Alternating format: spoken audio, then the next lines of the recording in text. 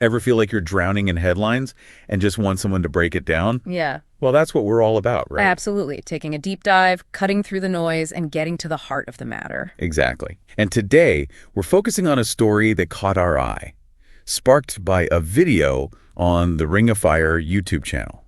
It all centers around this alleged White House group chat and talk about war plans, which the White House immediately denied. Yeah, it's been making the rounds, lots of buzz. So we're going to unpack all of it, what allegedly happened, the different sides of the story, and what it all means. Sound good? Let's jump in. Perfect. So the first thing that jumps out from the video is this. A reporter by the name of Jeffrey Goldberg, who writes for The Atlantic, Oh yeah, I know The Atlantic, reputable publication. goes on CNN and says he was accidentally added to a White House group chat. But it gets more interesting. More interesting how? Well, he claims they were discussing actual attack plans. I mean, he's talking specifics, when targets were going to be targeted, how they were going to be targeted, who was at the targets, when the next sequence of attacks was happening. Wow. And he called it war plans. War plans, straight up. That's a serious accusation. Huge. And what did the White House say? They denied it, obviously. The video specifically mentions Karoline Leavitt, who they say is White House staff. Right. Her statement, and I quote, is there were no war plans discussed in the Signal app. A Signal app. Okay, so they're saying the platform isn't the issue, but that the content was benign. Right. And she added that they're looking into how Goldberg's number even got added to the group in the first place. So you've got these two totally contradictory accounts. Exactly. Goldberg talking about detailed military planning, the White House flat out denying it. What do we make of that? Well, it's a classic he said, she said situation. Tough to know for sure who's telling the whole truth. True. But then the video gets into how Leavitt defends the administration, saying things like President Trump has strong and decisive leadership, and praising the Houthi strikes as successful and effective. Terrorists were killed, and that's what matters most to President Trump. Interesting tactic. It seems like she might be trying to change the subject. Like, hey, look over here. Remember all the good things. Right.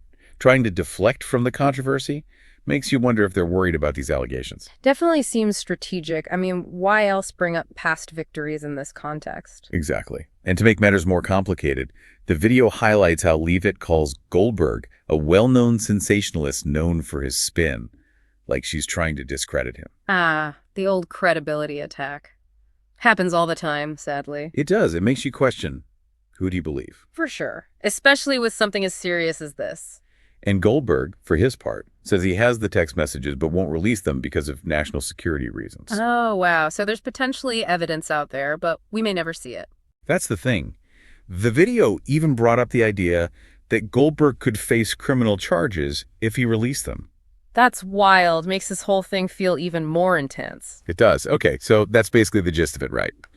You got a reporter claiming he saw discussions about war plans, the White House saying it never happened, and Leavitt questioning Goldberg's credibility. And don't forget, the Ring of Fire.